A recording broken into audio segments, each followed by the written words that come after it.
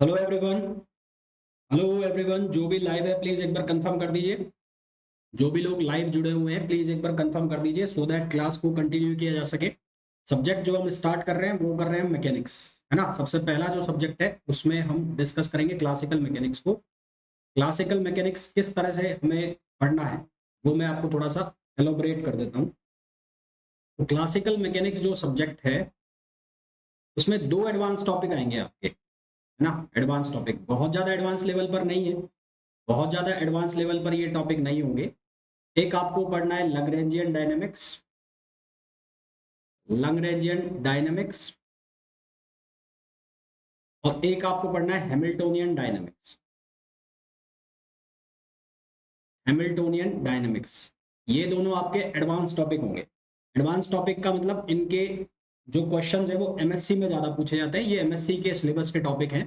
तो इनके जो बेसिक बेसिक क्वेश्चंस हैं वो आपसे पूछे जाते हैं, इनके जो बेसिक क्वेश्चंस हैं वो आपसे पूछे जाते हैं लैग्रेंजियन डायनामिक्स के और हैमिल्टोनियन डायनामिक्स के। तो इनका थोड़ा सा हम थ्योरी वाला पार्ट भी देखेंगे, थ्योरी को हम थोड़ा बहुत डिस्कस करेंगे, क्योंकि बिना थ्योरी के मैं डायरेक्ट आपको क्वेश्चन कराने लग जाऊं तो वो मेरे हिसाब से समझ में नहीं आएंगे।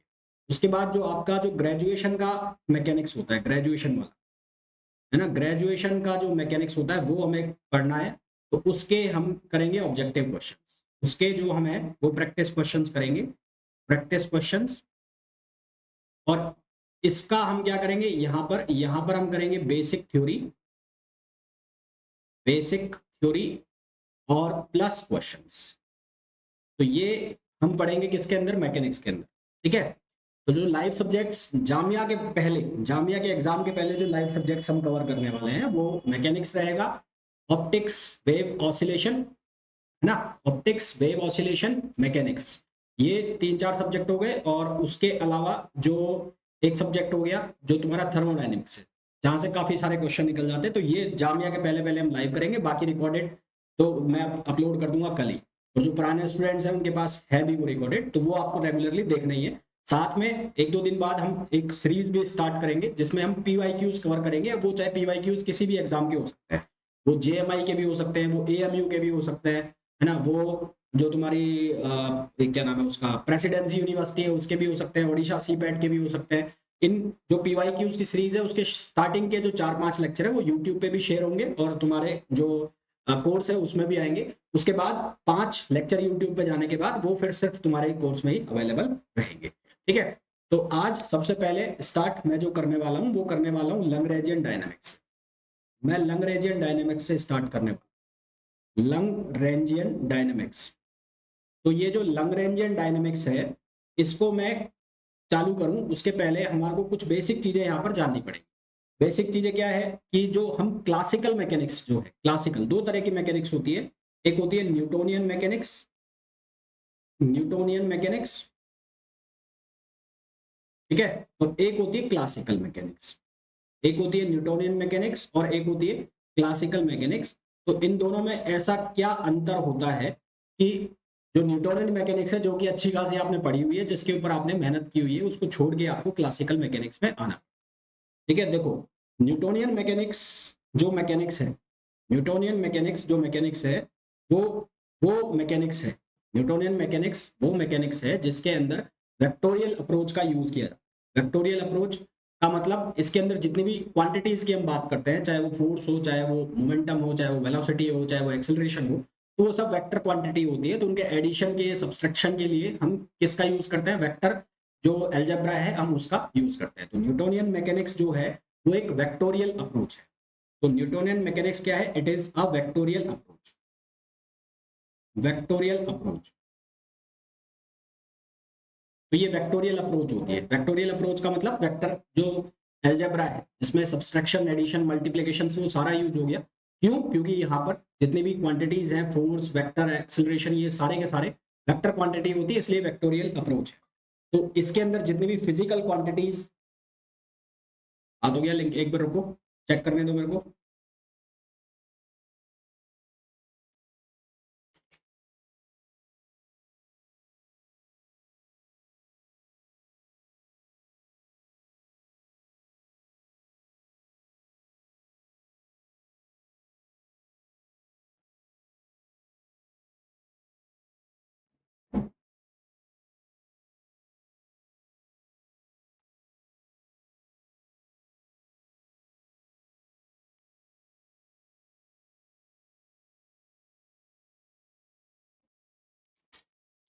तो ये सारे के सारे कौन सी अप्रोच है? वेक्टोरियल अप्रोच है। इसके अंदर जितनी भी फिजिकल क्वांटिटीज इन्वॉल्व हैं वो लगभग सारी वेक्टर हैं, इसलिए यहाँ पर ये वेक्टोरियल अप्रोच है। क्लासिकल मैकेनिक्स का क्या यूज? अगर ये वेक्टोरियल अप्रोच है तो वेक्टर जो एडिशन है, वेक्टर सब्सट्रैक्शंस हैं, वो कई बार हमें टफ लगते हैं, तो उनको सॉल्व करने के लिए क्या क्लासिकल मैकेनिक्स इसको सिंप्लीफाई कर देगा? नहीं करेगा। तो क्लासिकल मैकेनिक्स यानी कि जो लैग्रेंजियन डायनामिक्स है, जो हैमिल्टनियन डायनामिक्स है, क्या उनका यूज करने से ये वेक्टोरियल अप्रोच हट जाएगा, या जो प्रॉब्लम है जो कॉम्प्लेक्स है पहले से ही वो सिंपल हो जाएगा? तो ऐसा नहीं है। तो क्लासिकल मैकेनिक्स जो है वो जो न्यूटोनियन मैकेनिक्स का एक अलग डायमेंशन ओपन कर देती है। अलग डायमेंशन ओपन करने का मतलब है ये हमें जो मैकेनिक्स है उसको रिलेट करा देती है क्वांटम मैकेनिक्स से, स्टैटिस्टिकल मैकेनिक्स से इसको रिलेट कराता है। तो क्लासिकल, गुड इवनिंग भाई, गुड इवनिंग। तो क्लासिकल मैकेनिक्स क्या करता है? It is it is use, it opens, ऐसा लिखते हैं, it opens the new dimension, it opens the new dimension of Newtonian mechanics. It opens the new dimension of Newtonian mechanics, i.e. it links Newtonian mechanics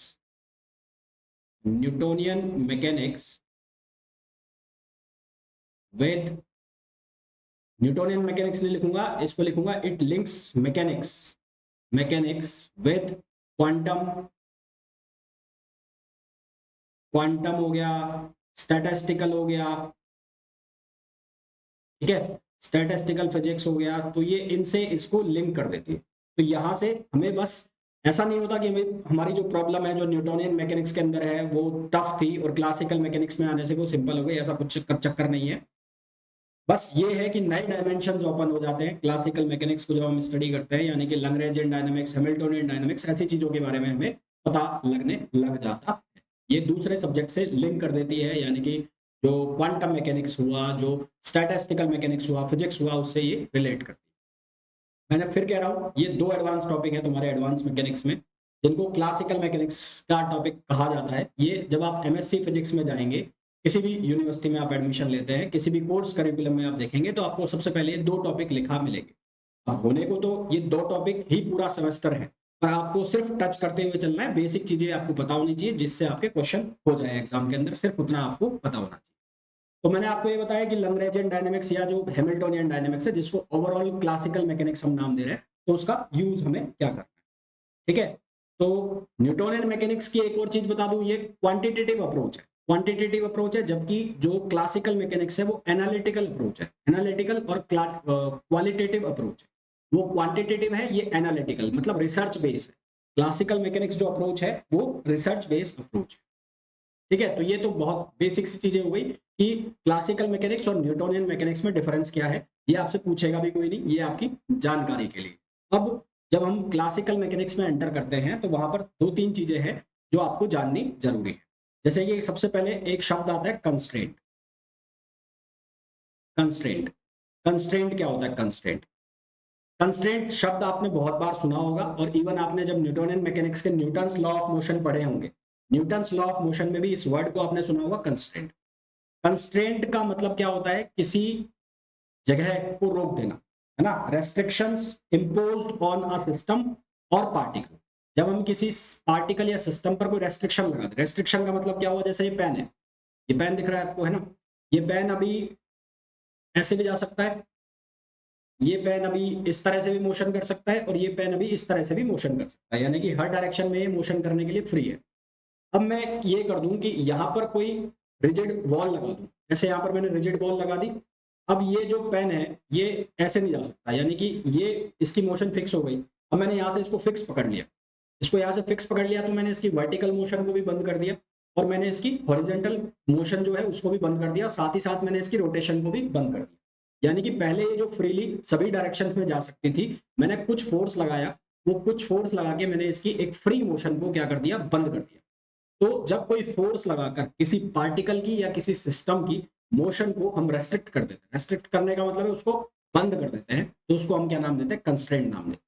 तो constraint क्या हो गया? Constraint is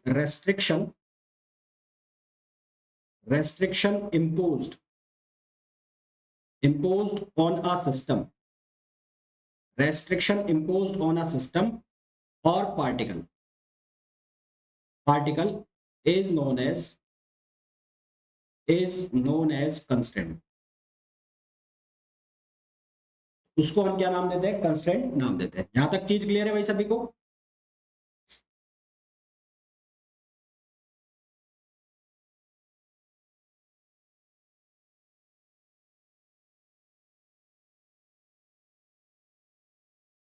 अब जैसे कि मैं एक एग्जांपल लिया मैंने लिया एक फ्री पेंडुलम।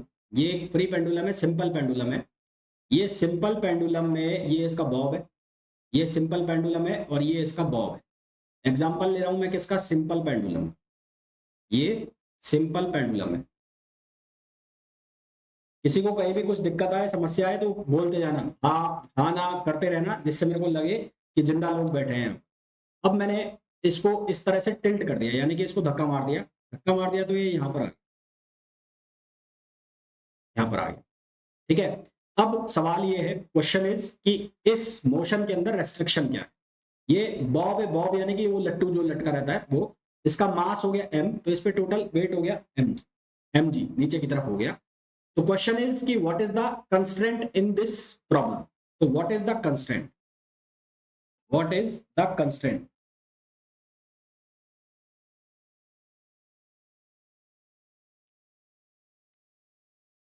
कंस्ट्रेंट क्या है?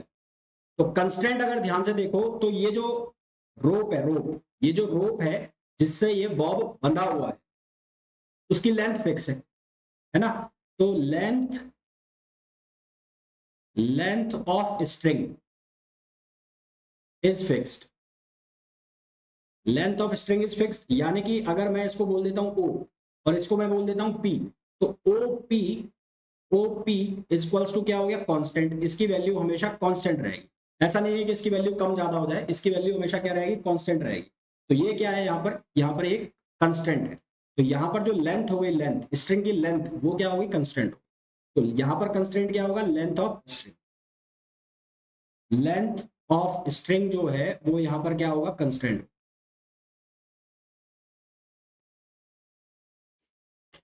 ठीक है, बोलो भाई यहां तक क्लियर?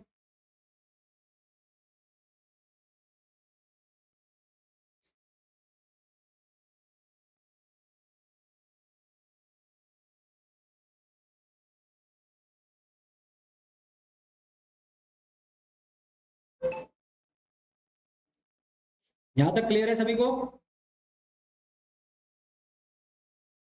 तो अब जो क्वेश्चन निकला, अब तुम्हारे एग्जाम में क्वेश्चन कैसे निकला? क्वेश्चन ऐसा निकला कि आपको बोल दिया कि which one of the following is constraint in simple pendulum. In the problem of simple pendulum कौन कंस्ट्रेंट होता है? तो कंस्ट्रेंट कौन हो गया? Length of string. तो इस तरह के क्वेश्चन निकलता है तुम्हारे केस, है ना? वैसे तो एडवांस मैकेनिक्स में तो बहुत सारे क्वेश्चन बन सकते हैं, पर वो जब बात है, जब तुम एमएससी की बात करोगे, एमएससी में चले जाओगे, वो तब की कहानी है। अभी जो क्वेश्चन बन सकते हैं वो इस तरह के बन सकते हैं कि इसमें कंस्ट्रेंट क्या होगा। यहां तक क्लियर? हाँ ना बोलते जाओ भाई।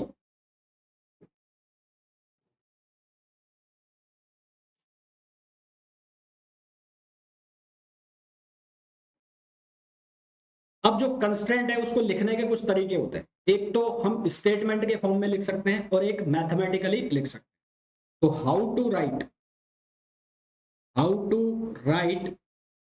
The constraint, how to write the constraint, constraint को हम कैसे लिखें? तो कंस्ट्रेंट को लिखने के दो तरीके होते हैं। एक होता है स्टेटमेंट, स्टेटमेंट का मतलब रिटर्न में, और दूसरा होता है मैथमेटिकल, दूसरा होता है मैथमेटिकल। स्टेटमेंट में कैसे लिखें? जैसे कि मैं सिंपल पेंडुलम की बात करूं तो स्टेटमेंट में कैसे लिखोगे? Length of string is constant, length of string is fixed. तो स्टेटमेंट में कैसे लिखेंगे? रिटर्न स्टेटमेंट देना है। तो अगर स्टेटमेंट में लिखना है तो एग्जांपल के लिए हमने बात कर ली सिंपल पेंडुलम की। तो in case of simple pendulum, in case of simple pendulum in case of simple pendulum, constraint is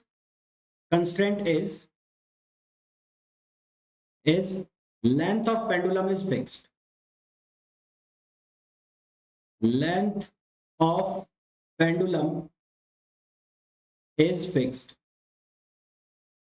Length of pendulum is fixed. दूसरा, मैथमेटिकली इसको कैसे लिखा जाए? मैथमेटिकली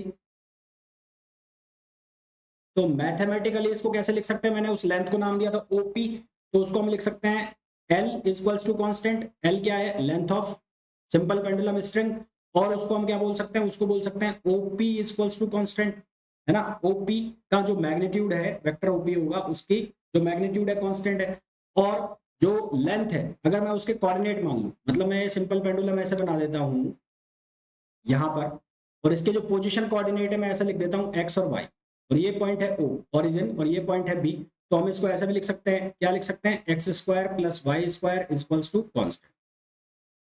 क्या लिख सकते हैं? X square plus y square equals to constant. तो ये इसको लिखने के तरीके हो गए कि हम जो कंस्टेंट है उसको किस तरह से लिख सकते हैं। अब ये तो सिंपल पेंडुलम की बात हो।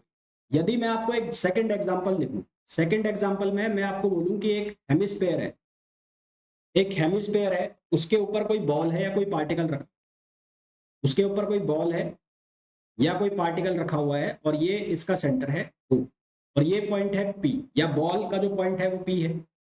तो क्वेश्चन इज कि which one of the following is constant equation? Which one of the following, which one of the following is equation of constraint? Which one of the following is equation of constraint of hemisphere? Hemisphere मान लेते हैं कि इस hemisphere की जो radius है वो capital R है, और ये जो पॉइंट है यहाँ पर, ये पॉइंट है पी। तो अब ऑप्शंस मैंने दिए आपको। ऑप्शन ए जो है वो दिया OP equals to R, option B दिया OP greater than R, third option दिया OP greater than equals to R, और डी ऑप्शन दिया मैंने आपको नन। तो इनमें से आपके अकॉर्डिंग कौन सा आंसर आएगा? कौन सा आंसर आएगा? कंस्ट्रेंट की इक्वेशन बतानी है, विच one of the following is constraint of hemisphere, या कंस्ट्रेंट इक्वेशन ऑफ हेमिस्फीयर। तो आपके अकॉर्डिंग कौन सा आंसर आना चाहिए? बताओ भाई, कौन सा आंसर आना चाहिए?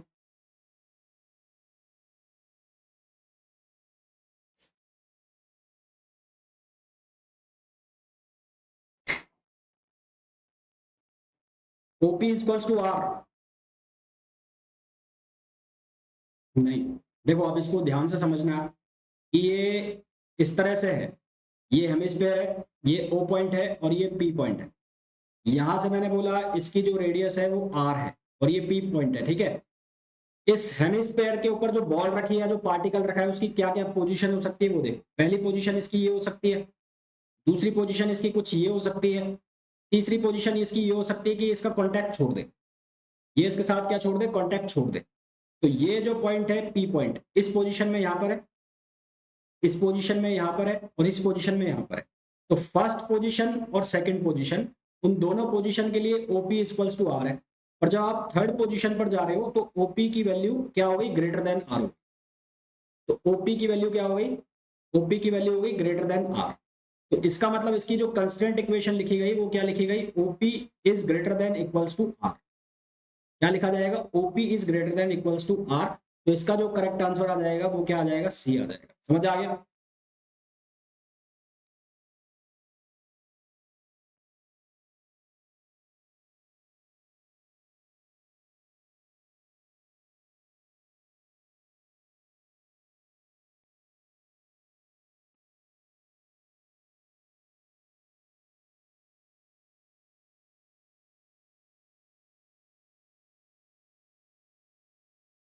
बोलो भाई, समझ आ गई है?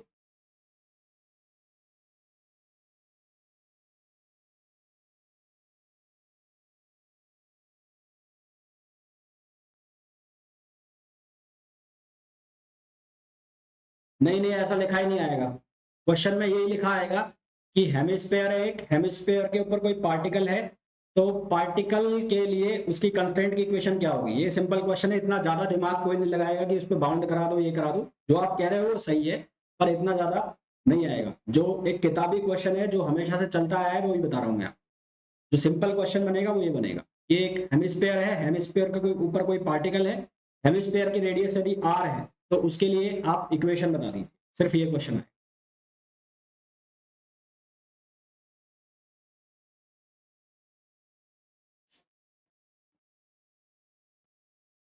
ठीक है। अब जो ये कंस्ट्रेंट आ रहा है, अब जो ये कंस्ट्रेंट आ रहा है, वो कंस्ट्रेंट अपने आप तो आ नहीं रहा। जो मैंने आपको शुरू में बोला कि ये पेन इधर मूव कर सकता है, वर्टिकल डायरेक्शन में जा सकता है, ये रोटेशनल मोशन कर सकता है, तो ये अपने आप नहीं हो रहा। इसको कोई हम एक्सटर्नल फोर्स प्रोवाइड करा रहे हैं, या कुछ ना कुछ फोर्स है जिसकी वजह से ये कंस्ट्रेंट आ रहा है। तो कंस्ट्रेंट जिस भी रीजन की वजह से आ रहा है, जो भी कारण है जिसकी वजह से कंस्ट्रेंट आ रहा है, उसको हम नाम देते हैं कंस्ट्रेंट फोर्स, है ना। तो कंस्ट्रेंट फोर्स, अब एक टर्म आएगा कंस्ट्रेंट फोर्स। कंस्ट्रेंट फोर्स, तो कंस्ट्रेंट फोर्स क्या होता है? कंस्ट्रेंट फोर्स वो फोर्स है जिसकी वजह से कंस्ट्रेंट इंट्रोड्यूस होता है। The force which introduce the force which introduce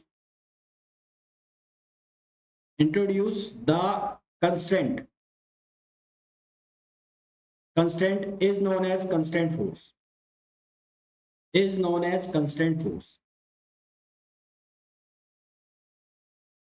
वो फोर्स जिसकी वजह से कंस्टेंट आ रहा है उसको हम बोलते हैं कंस्टेंट फोर्स। एग्जांपल के लिए मैं सिंपल पेंडुलम वाला फिर से बात कर लेता हूं।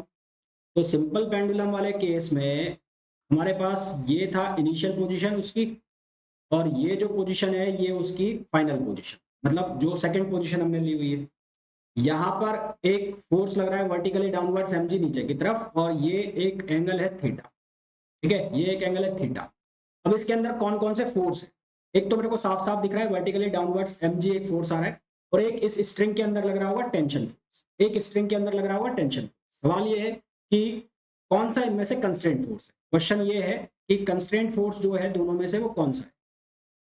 सवाल ये है कि इन दोनों में से हमें कंस्ट्रेंट फोर्स बताना है, वो कौन सा है। तो कंस्ट्रेंट फोर्स दोनों में कौन सा है वो कैसे बताएं? उसके बताने का एक सिंपल सा तरीका है। जो भी दो फोर्स लग रहे हैं, जिस भी पार्टिकल के ऊपर फोर्स लग रहा है ना, उस पार्टिकल के ऊपर लग रहे फोर्स के लिए आप उस जगह को क्या कर दो, क्लियर कर दो। मतलब आप इस स्ट्रिंग को काट दो। यहां से आपने इस स्ट्रिंग को काटा, आपने इस स्ट्रिंग को कट कर दिया। जैसे ही आपने इस स्ट्रिंग को कट किया, तो इस पर एक फोर्स जो mg पहले था वो बाद में भी रहेगा, और जैसे ही आपने स्ट्रिंग को कट किया तो ये टेंशन फोर्स जो इसमें था वो कितना हो गया, जीरो। जो टेंशन फोर्स था वो कितना हो गया, जीरो। फिर सुनो, आपको ये पता करना है कि कंस्ट्रेंट फोर्स कौन सा है। तो उसके लिए क्या करो, जिस भी सिस्टम पर, पार्टिकल पर आपको कंस्ट्रेंट फोर्स पता करना है, तो उसको वहां से अलग करो सिस्टम में से। सिस्टम में से अलग किया, जैसे ही आपने सिस्टम में से अलग किया तो टेंशन फोर्स जीरो हो गया, जबकि mg जो पहले था वो बाद में भी है। इसका मतलब mg उस पर हमेशा रहने वाला है, चाहे उसको आप स्ट्रिंग से कनेक्ट करो, चाहे आप उसको स्ट्रिंग से कनेक्ट मत करो। टेंशन फोर्स स्ट्रिंग से कनेक्ट करते ही टेंशन फोर्स था, जैसे ही आपने स्ट्रिंग से हटाया, स्ट्रिंग को काट दिया, टेंशन फोर्स क्या हो गया, जीरो। तो जो टेंशन फोर्स है वो किसका काम करेगा, वो काम करेगा कंस्ट्रेंट। तो जो कंस्ट्रेंट आ रहा है, जो कंस्ट्रेंट फोर्स है, वो कौन सा फोर्स हो गया, वो टेंशन फोर्स हो गया। मतलब जो स्ट्रिंग की जो लेंथ है, जो स्ट्रिंग की जो लेंथ हम बोल रहे थे ओपी इक्वल्स टू कांस्टेंट, तो वो ओपी इक्वल्स टू कांस्टेंट किसकी वजह से हो रही थी, टेंशन की वजह से। तो यहाँ पर जो टेंशन है वो कौन सा फोर्स होगा, कंस्ट्रेंट फोर्स होगा, है ना। इसी तरह से जो हेमिस्फीयर वाला एग्जांपल था, हेमिस्फीयर वाला एग्जांपल जो है, इसके अंदर यहाँ पर पार्टिकल रखा है। अब पार्टिकल यहाँ पर रखा है, तो ये तो इसकी रेडियस थी, और इसको मैंने बोला था पी पॉइंट और इसको बोला था ओ पॉइंट। तो यहाँ पर नॉर्मल रिएक्शन लगेगी एक इसके ऊपर, है ना। ये हमें पता है कि जब भी दो चीजें एक दूसरे के कांटेक्ट में आएगी, तो एक सरफेस दूसरे के सरफेस के ऊपर एक नॉर्मल रिएक्शन फोर्स लगाती है। तो ये नॉर्मल रिएक्शन इसके ऊपर लग रहा है। अब यहाँ पर जब ये कांटेक्ट में, तभी भी नॉर्मल रिएक्शन लग रहा है। जैसे ही ये कांटेक्ट छोड़ेगी, जैसे ही यहाँ से ये कांटेक्ट छोड़ेगी, तो ये नॉर्मल फोर्स क्या हो जाएगा, जीरो, है ना। पहली और दूसरी पोजीशन के अंदर नॉर्मल फोर्स है, जैसे ही उसने कांटेक्ट छोड़ा तो नॉर्मल फोर्स क्या हो गया, जीरो हो गया। तो कंस्ट्रेंट की जो इक्वेशन थी OP greater than R equal to R, तो ये किसकी वजह से आ रही है? ये नॉर्मल फोर्स की वजह से आ रही है। तो यहाँ पर जो नॉर्मल फोर्स है, जो नॉर्मल रिएक्शन फोर्स है, नॉर्मल रिएक्शन फोर्स जो है वो क्या हो जाएगा? वो हो जाएगा फोर्स ऑफ कंस्ट्रेंट या constraint force, force of constraint या कंस्ट्रेंट फोर्स। क्लियर? तो ये छोटे छोटे से क्वेश्चन बन जाएंगे, जैसे कि पूछ लिया कि सिंपल पेंडुलम में कंस्ट्रेंट फोर्स कौन सा है, हेमिस्फीयर के एग्जांपल में कंस्ट्रेंट फोर्स कौन सा है। तो ये ऐसे एग्जांपल बन जाते हैं। क्लियर है यहां तक?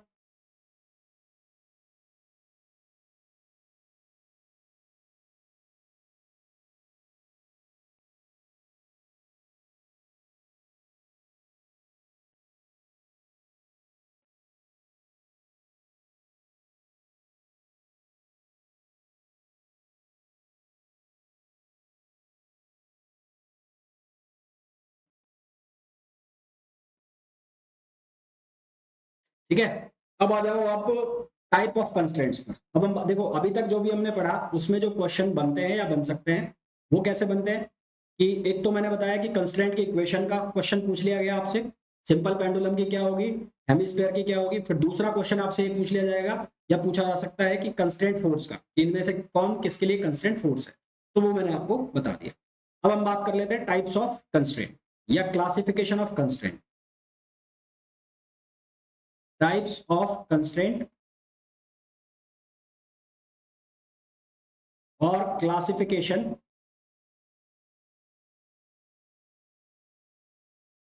Of constraint.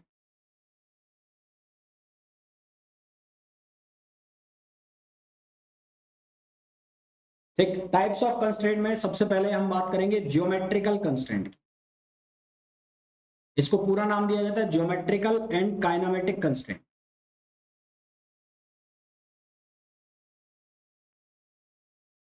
Geometrical and kinematic constraint, ये इसको नाम दिया जाता है। इसमें भी सबसे पहले हम बात करेंगे किसकी? Geometrical constraint. Geometrical constraint, geometrical constraint. Geometrical constraint का मतलब क्या होता है? ऐसे कंस्ट्रेंट जिनकी इक्वेशन के अंदर केवल और केवल पोजीशन कोऑर्डिनेट्स, है ना।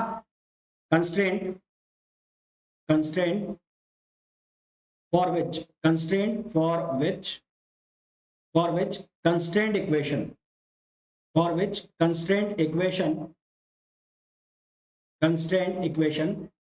only contains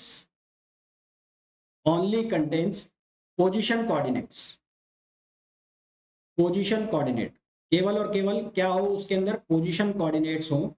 तो उसको हम क्या नाम देते हैं? Geometrical constraint. तो उसको हम क्या कहते हैं? Geometrical constraint. एग्जाम्पल के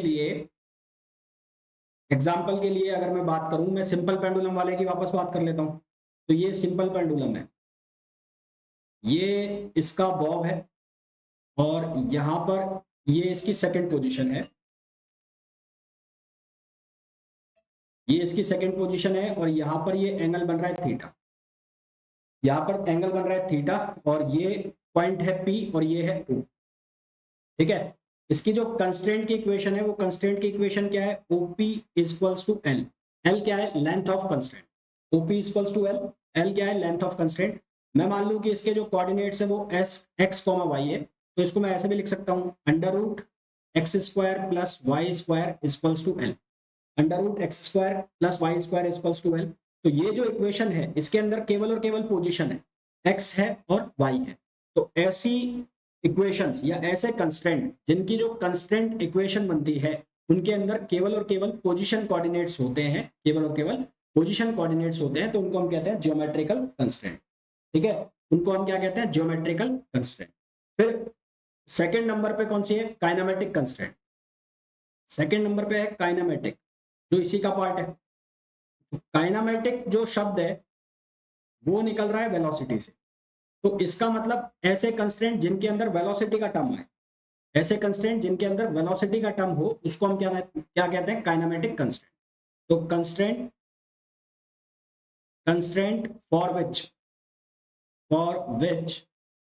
equation has velocity term, equation has velocity term in it, in it is called kinematic constraint, is called kinematic constraint। इसका जो एग्जांपल है, इसका एग्जांपल कैसे, मैंने एक लिया रोलिंग डिस्क को, ये मैंने लिया रोलिंग डिस्क, या आप रोलिंग सिलेंडर भी बोल सकते हो। मैंने लिया एग्जांपल किसका, रोलिंग डिस्क का। रोलिंग डिस्क ऐसी मोशन है, रोलिंग मोशन ऐसी मोशन है जिसके अंदर ट्रांसलेशन और रोटेशन दोनों हो रहा है। तो रोलिंग मोशन का मतलब है, रोलिंग में भी हम प्योर रोलिंग की बात कर रहे हैं, तो रोलिंग मोशन का मतलब है कि ट्रांसलेशन प्लस रोटेशन दोनों मोशन हो रही है। मतलब ये सेम टाइम पर आगे भी बढ़ेगा और ये सेम टाइम पर रोटेट भी करेगा। तो मान लेते हैं कि हम इसकी जो एंगुलर वेलोसिटी है वो है ओमेगा, और इसका जो सेंटर ऑफ मास है वो किस वेलोसिटी से आगे जा रहा है, वो v वेलोसिटी से आगे जा रहा है। वो किस वेलोसिटी से आगे जा रहा है, वो v वेलोसिटी से आगे जा रहा है इसका सेंटर ऑफ मास। तो इसकी कंस्ट्रेंट की इक्वेशन क्या बनती है कि इस पॉइंट पर जिसको हम कहते हैं point of contact, point of contact, point of contact. तो इसकी कंस्ट्रेंट की इक्वेशन क्या होती है कि पॉइंट ऑफ कॉन्टैक्ट पर जो वेलोसिटी है, पॉइंट ऑफ कॉन्टैक्ट पर जैसे ये पॉइंट ऑफ कॉन्टैक्ट पर आएगा तो यहाँ पर एक वेलोसिटी का कंपोनेंट ऐसे जाएगा जिसको हम लिखेंगे ओमेगा आर, क्योंकि v किसके बराबर होता है, ओमेगा आर। और इस पॉइंट पर जो लीनियर वेलोसिटी होगी उसको हम किससे लिखेंगे, वीपी से। तो पॉइंट ऑफ कॉन्टैक्ट पर v किसके इक्वल होना चाहिए, ओमेगा आर के। ये इसकी क्या है, ये इसकी कंस्टेंट इक्वेशन है। ये क्या है, इसकी कंस्टेंट इक्वेशन। अगर ऐसा है तो ये रोलिंग मोशन होगी, अदरवाइज यहाँ पर रोलिंग मोशन नहीं होगी। तो ये जो इक्वेशन आप देख रहे हो, इस इक्वेशन के अंदर वेलोसिटी है, इस इक्वेशन के अंदर क्या है, वेलोसिटी है। तो ये जो कंस्ट्रेंट हो गया, ये कौन सा कंस्ट्रेंट हो गया, काइनेमेटिक कंस्ट्रेंट। इसी तरह से काइनेमेटिक कंस्ट्रेंट के जो एग्जांपल हो सकते हैं, और जो एग्जांपल हो सकते हैं वो इसके एग्जांपल क्या क्या हो सकते हैं, एक हो सकता है रोलिंग डिस्क, रोलिंग डिस्क। और एग्जांपल क्या हो सकता है, rolling cylinder, rolling cylinder, rolling disc हो गया। तो ये किसके एग्जांपल हैं, ये एग्जांपल होते हैं काइनेमेटिक कंस्ट्रेंट के। ठीक है, तो ऐसे कंस्ट्रेंट जिनकी जो इक्वेशन है उसके अंदर केवल और केवल पोजीशन कोऑर्डिनेट्स हैं, तो उनको हम नाम देते हैं ज्योमेट्रिकल कंस्ट्रेंट। ऐसे कंस्ट्रेंट जिनकी इक्वेशन के अंदर वेलोसिटी का टर्म आ रहा है तो उसको हम नाम देते हैं काइनेमेटिक कंस्ट्रेंट। इसके जो एग्जांपल है, स्टैंडर्ड एग्जांपल है, डायरेक्ट एग्जाम में क्वेश्चन ऐसे पूछे जाते हैं, विच one of the following is example of kinematic constraint, which one of the following is example of जो ज्योमेट्रिकल कंस्ट्रेंट। तो ये जो एग्जांपल लिखे हैं वो सीधे सीधे क्वेश्चन बन जाते हैं। यहां तक क्लियर है।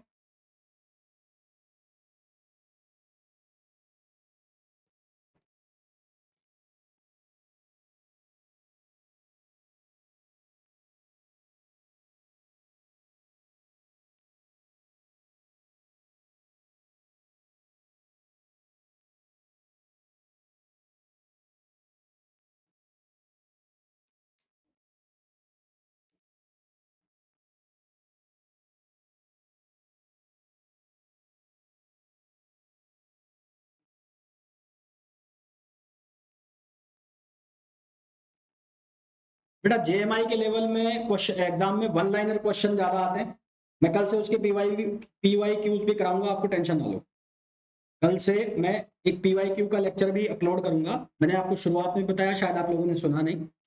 मैंने ये कहा था कि कल से मैं एक लेक्चर, कल से परसों से ना, जैसे भी एक लेक्चर मैं और इंट्रोड्यूस करूंगा जिसमें मैं पीवाई क्यू क्वेश्चंस कवर करूंगा। वो पीवाई क्यू क्वेश्चंस जो है वो एएमयू के भी होंगे, उसमें मिक्स होंगे, मतलब जो तुम्हारा जामिया है उसके भी होंगे, उसके अलावा जो जो तुम्हारा ये प्रेसिडेंसी यूनिवर्सिटी है इसके होंगे, पंजाब यूनिवर्सिटी के होंगे, और ओडिशा जो सीपेट है उसके एग्जाम के क्वेश्चंस होंगे। अब जो क्वेश्चंस है वो वन लाइनर क्वेश्चन होते हैं, और वन लाइनर क्वेश्चन किस तरह के आते हैं, जिस तरह से ये मैं तुम्हें बता रहा हूँ, है ना। पर अब मैं तुम्हें डायरेक्ट बताऊं तो तुम्हें समझ में नहीं आएंगे ये। उसके लिए पहले थोड़ा बहुत मेरे को थ्योरी कराना जरूरी है इन चीजों की, इन चीजों की थ्योरी मेरे को कराना जरूरी है। अब जैसे ये चीज खत्म होंगी फिर वापस से मैं उस चीज पर आ जाऊंगा जो तुम जानते हो, यानी कि न्यूटोनियन मैकेनिक्स, टॉर्क वगैरह, ये सब चीजें तुम जानते हो, तो उनके क्वेश्चन कराना मेरे को इतना टफ नहीं पड़ेगा। जबकि अगर इन चीजों को मैं तुम्हें डायरेक्ट क्वेश्चन के फॉर्म में कराना स्टार्ट करूँ तो फिर तुम्हें समझ में नहीं आएंगे कि ये हो क्या रहा है। इसलिए मेरे को थोड़ी बहुत इनकी बेसिक थ्योरी बतानी पड़ेगी। ठीक है। अच्छा, मैं ये भी कह रहा था कि जो मैं तुम्हें पीवाई क्यूज कराऊंगा उसके शुरुआत के 4 से 5 लेक्चर वो यूट्यूब पर भी जाएंगे। तो वो यूट्यूब वाले जो लेक्चर हैं, शुरुआत के 4-5, वो 4-5 यूट्यूब पर आएंगे, बाकी फिर वो तुम्हारे कोर्स में ही आएंगे। चलो मैं अब आगे कंटिन्यू करता हूँ। 2 कंस्ट्रेंट हमने बात कर ली।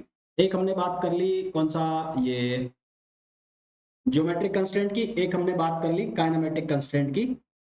और अब हम बात करेंगे उसके आगे जो नेक्स्ट कंस्ट्रेंट होते हैं, एक होता है होलोनोमिक और एक नॉन होलोनोमिक। तो नेक्स्ट आते हैं holonomic, holonomic and non holonomic, non holonomic constraint. Holonomic and non holonomic constraint. तो होलोनोमिक और नॉन होलोनोमिक कंस्ट्रेंट का मतलब क्या होता है वो समझ लेते हैं। सबसे पहले वर्ड आया होलोनोमिक। होलोनोमिक, तो होलोनोमिक कंस्ट्रेंट जो है, ये होलोनोमिक जो वर्ड है ये एक ग्रीक वर्ड है, ठीक है। ये होलोनोमिक वर्ड है, ग्रीक वर्ड है, क्योंकि सबसे पहले ग्रीक लोगों ने इसके ऊपर काम किया तो उन्होंने अपना नाम दे दिया। अगर हम इंडियन लोग कुछ काम करते तो हम अपना नाम दे देते। तो होलो जो शब्द है, होलो, इस होलो का मतलब होता है होल, कंप्लीट, होल और कंप्लीट, और इसका मतलब होता है इंटीग्रेबल। इसका मतलब होता है इंटीग्रेबल, है ना। यानी कि जो कंस्टेंट इक्वेशन आप लिख रहे हो उसके अंदर जो टर्म्स हैं, उसके अंदर जो टर्म्स लिखे हुए हैं एक्स वाई के या वेलोसिटी के, वो कंप्लीटली इंटीग्रेबल है, उनको इजीली इंटीग्रेट किया जा सके, तो उनको हम क्या कहते हैं, होलोनोमिक कंस्ट्रेंट कहते हैं। दूसरा दूसरा यदि हमारे पास कोई कंस्ट्रेंट इक्वेशन है उसको हम इक्विलिटी की फॉर्म में लिख सके। इक्विलिटी के मतलब यदि आप किसी कंस्ट्रेंट इक्वेशन को ऐसा लिख रहे हो, कैसे x1 या r1, r1 लिख देता हूं मैं, R1, R2, R3, और यहाँ ये इक्वल टू 0 कर दिया मैंने, या फिर इसको टाइम के साथ भी मैं टाइम बाउंड कर रहा हूँ और ये टाइम तक जा रही है और इसको भी मैंने इक्वल टू 0 कर दिया। तो अगर किसी कंस्ट्रेंट की इक्वेशन में केवल और केवल इक्विलिटी आ रही है, इक्विलिटी, साइन ऑफ इक्विलिटी, तो यदि किसी कंस्ट्रेंट इक्वेशन को हम इक्विलिटी के साइन के साथ लिख रहे हैं, यदि कोई कंस्ट्रेंट की इक्वेशन कंप्लीटली इंटीग्रेबल है और उसको हम इक्विलिटी के साइन के साथ लिख रहे हैं, तो वो कहलाती है होलोनोमिक कंस्ट्रेंट, ठीक है। यदि कोई कंस्ट्रेंट की जो इक्वेशन है वो कंप्लीटली इंटीग्रेबल है, इंटीग्रेबल का मतलब है कि उसके अंदर जो वेलोसिटी के टर्म्स हैं वो इंटीग्रेट हो जाए। मतलब आपके पास अगर ये लिखा हुआ है v equals to omega R, तो v को आप कैसे लिख सकते हो, dx अपॉन dt, या dr अपॉन dt ऐसे लिख सकते हो, और ओमेगा आर, तो यहां से इसको आप लिख दो ओमेगा एक्स, आर को एक्स लिख दिया और ये dt, तो ये कंप्लीटली इंटीग्रेबल है। तो यदि आपके पास जो इक्वेशन बन रही है उसके अंदर जो टर्म्स है वो कंप्लीटली इंटीग्रेबल है, या आप उनको इक्वलिटी के साइन के साथ साथ लिख सकते हो, तो उसको हम कहते हैं होलोनोमिक कंस्ट्रेंट। Holonomic constraint. इसके पहले हमने दो इक्वेशन, दो कंस्ट्रेंट के केस देखे, एक ज्योमेट्रिक और एक काइनेमेटिक। तो ज्योमेट्रिक कंस्ट्रेंट और काइनेमेटिक, काइनेमेटिक में कौन से टर्म्स थे, काइनेमेटिक टर्म्स में कौन से थे, ऐसे जिसमें वेलोसिटी है। तो यदि जो काइनेमेटिक इक्वेशन है, यदि जो काइनेमेटिक कंस्ट्रेंट है वो इंटीग्रेबल है, काइनेमेटिक कंस्ट्रेंट जो है वो इंटीग्रेबल है, तो वो कन्वर्ट हो जाएंगे ज्योमेट्री में, और ऐसे जो कंस्ट्रेंट है उनको हम होलोनोमिक होलोनोमिक भी कहेंगे। तो यदि जो काइनेमेटिक है, यदि जो हमारे पास काइनेमेटिक कंस्ट्रेंट है, काइनेमेटिक कंस्ट्रेंट है वो इंटीग्रेबल है, वो कैसे है, इंटीग्रेबल है, जैसा कि मैंने आपको ये बताया, और वो इंटीग्रेबल है तो वो कन्वर्ट हो जाते हैं किसमें, ज्योमेट्रिकल में, और वो ज्योमेट्रिकल में अगर वो कन्वर्ट हो जाते हैं तो इसका मतलब वो कौन से भी है, होलोनोमिक भी, होलोनोमिक कंस्ट्रेंट भी। तो अगर मैं आपको ये कहूं कि जो रोलिंग डिस्क है, रोलिंग डिस्क, रोलिंग डिस्क, तो रोलिंग डिस्क किस किस का एग्जांपल हो गया, रोलिंग डिस्क एग्जांपल हो गया ज्योमेट्रिकल का, ज्योमेट्रिकल, काइनेमेटिक, और ये कौन सा और हो गया, होलोनोमिक। तो ज्योमेट्रिकल भी हो गया, काइनेमेटिक भी हो गया और होलोनोमिक भी हो गया, तीनों ही हो गया। मैं आपसे ये कह रहा हूं कि होलोनोमिक वो है जिनके अंदर इक्विलिटी का साइन आ रहा है। दूसरा, यदि कोई काइनेमेटिक कंस्ट्रेंट जिसको आप इंटीग्रेट कर सको, वो कंप्लीटली इंटीग्रेबल हो, तो वो कन्वर्ट हो जाता है ज्योमेट्रिकल में, और अगर वो काइनेमेटिक से ज्योमेट्रिकल में कन्वर्ट हो जाता है तो वो कहलाता है होलोनोमिक। अगर वो काइनेमेटिक से ज्योमेट्रिकल में कन्वर्ट नहीं होगा, अगर वो काइनेमेटिक से ज्योमेट्रिकल में कन्वर्ट नहीं होगा तो उसको हम कहेंगे नॉन होलोनोमिक। तो उसको हम क्या नाम देंगे, नॉन होलोनोमिक। इसका मैं एग्जांपल बता देता हूं आपको अभी।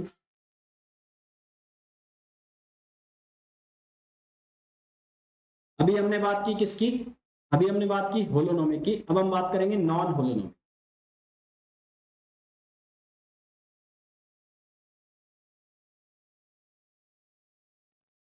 नॉन होलोनोमिक का मतलब क्या हो गया? नॉन होलोनोमिक का मतलब यदि जो इक्वेशन है उसको हम इक्विलिटी के फॉर्म में नहीं लिख पाए, इक्वेशन जो है हमारे पास उसको हम इक्विलिटी के फॉर्म में अगर नहीं लिख पा रहे हैं तो वो क्या कहलाएगी? Non holonomic. जैसे कि अगर मैं कोई इक्वेशन ये लिख रहा हूँ F R one R two R three और ये ग्रेटर देन और लेस देन जीरो, ऐसे लिख रहा हूँ, है ना? या फिर ऐसा लिख रहा हूँ R one R two and so on, ये टी तक जा रही है, greater than equals to zero है या less than equals to zero है या केवल ग्रेटर देन जीरो, यानी कि इसके अंदर इनइक्विलिटी के साइन है।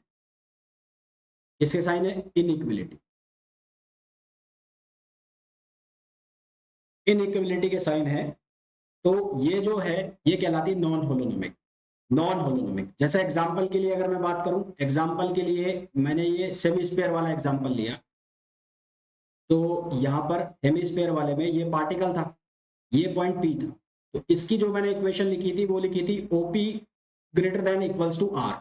तो इसके अंदर क्या है? इनइक्वलिटी का साइन है, तो इनइक्वलिटी का साइन है, इसका मतलब ये क्या हो गया? Non holonomic.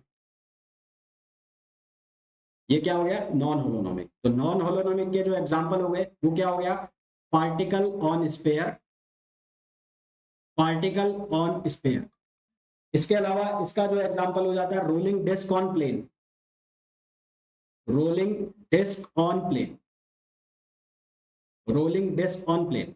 और फिर एक और चीज मैं यहां पर लिख देता हूं नोट लगा के कि यदि आपके पास जो काइनामेटिक कंस्ट्रेंट है, यदि आपके पास जो काइनामेटिक कंस्ट्रेंट है वो इंटीग्रेबल नहीं है, वो इंटीग्रेबल नहीं है, इंटीग्रेबल नहीं है यानी कि उसको जियोमेट्रिक में आप कन्वर्ट नहीं कर पा रहे, जियोमेट्रिक कंस्ट्रेंट में वो कन्वर्ट नहीं हो रहा है, वो कहलाएगा नॉन होलोनोमिक, नॉन होलोनोमिक। अब सुनो क्वेश्चन कैसे बनेंगे। सबसे पहला जो क्वेश्चन बनेगा वो ये बनेगा कि कंस्ट्रेंट, है ना, कि एक सिंपल पेंडुलम के लिए कंस्ट्रेंट क्या होगा, या आपसे पूछ लिया कि एक पार्टिकल हेमिस्फीयर पर है उसके लिए कंस्ट्रेंट क्या होगा। सिंपल पेंडुलम के केस में कंस्ट्रेंट फोर्स क्या होगा, पार्टिकल ऑन स्फीयर के लिए कंस्ट्रेंट फोर्स क्या होगा। फिर आपसे ये पूछ लिया कि ज्योमेट्रिकल कंस्ट्रेंट कौन से होते हैं, फिर आपसे पूछ लिया कि काइनेमेटिक कंस्ट्रेंट कौन से होते हैं, फिर आपसे पूछ लिया कि होलोनोमिक कंस्ट्रेंट क्या है, आपसे पूछ लिया नॉन होलोनोमिक कंस्ट्रेंट क्या है, फिर आपसे ये पूछ लिया कि यदि किसी काइनेमेटिक कंस्ट्रेंट को ज्योमेट्रिक कंस्ट्रेंट में कन्वर्ट किया जा सकता है तो वो होता है होलोनोमिक, नॉन होलोनोमिक या स्क्लेरोनोमस और रियोनोमिक भी होते हैं, वो हम नेक्स्ट क्लास में बात करेंगे। रोलिंग डिस्क इनमें से किसका एग्जाम्पल होता है, या फिर आपसे पूछ लिया पार्टिकल ऑन स्फीयर इनमें से किसका एग्जाम्पल, रोलिंग सिलेंडर किसका एग्जाम्पल होता है, रोलिंग डिस्क किसका एग्जाम्पल होता है। तो इस तरह के आपसे क्वेश्चंस पूछे जाते हैं, पूछे जा सकते हैं। अब कंस्ट्रेंट में हमने दो टाइप पढ़े, एक पढ़ा हमने होलोनोमिक नॉन होलोनोमिक, एक हमने पढ़ा जियोमेट्रिक और एक काइनेमेटिक। अब इसमें रह जाता है एक स्क्रेलोनोमिक और नॉन स्क्रेलोनोमिक, स्क्रेलोनोमस और नॉन स्क्रेलोनोमस, तो कल हम वो पढ़ेंगे। उसके बाद हम पढ़ेंगे जो डिग्री ऑफ फ्रीडम है और जो जो general coordinates, degree of freedom और जनरलाइज कोऑर्डिनेट। फिर लैग्रेंजियन डायनामिक्स की इक्वेशन कैसे लिखी जाती है, मैं सिर्फ इक्वेशन लिखना बताऊंगा, उसका डेरिवेशन वगैरह से हमें कोई मतलब नहीं है, क्या क्वेश्चन बन सकते हैं वो हम देखेंगे। इसी तरह से हैमिल्टोनियन डायनामिक्स में इक्वेशन कैसे लिखी जाती है, क्या क्वेश्चन बनते हैं वो हम देखेंगे। बस आपको इतना पता होना चाहिए एडवांस मैकेनिक्स का, बाकी तो ये सारा एमएससी का पार्ट है, वो जब एमएससी करोगे उसमें पढ़ो। ठीक है, क्लियर यहां तक?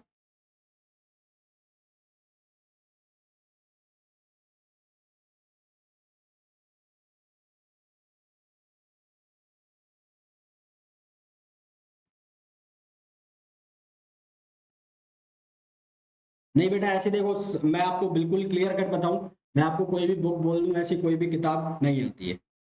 बेटर है कि मैं तो आपको कराऊंगा ही कराऊंगा क्वेश्चन।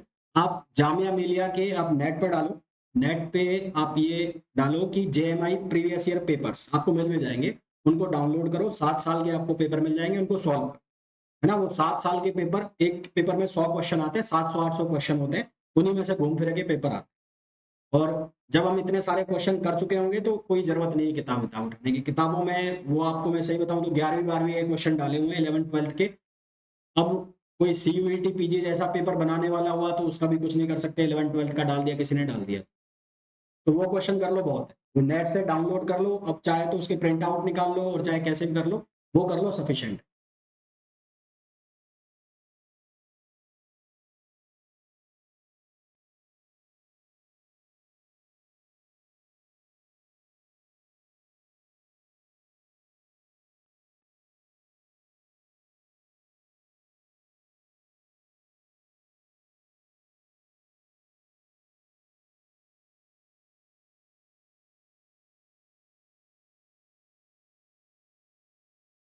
ठीक है, अब मिलेंगे हम कल की क्लास में। कल की क्लास में इसके आगे का कंटिन्यू करेंगे। तो ये जो एडवांस मैकेनिक्स वाले टॉपिक है हमारे 3 से 4 दिन चलेंगे, उसके बाद हम फिर मैकेनिक्स पे आ जाएंगे, सिंपल मैकेनिक्स पे। उसके फिर मैं क्वेश्चन कराऊंगा, वो तुम्हें मेरे हिसाब से समझने में भी दिक्कत नहीं हो। चलो भाई, मिलते हैं कल की क्लास में। ओके।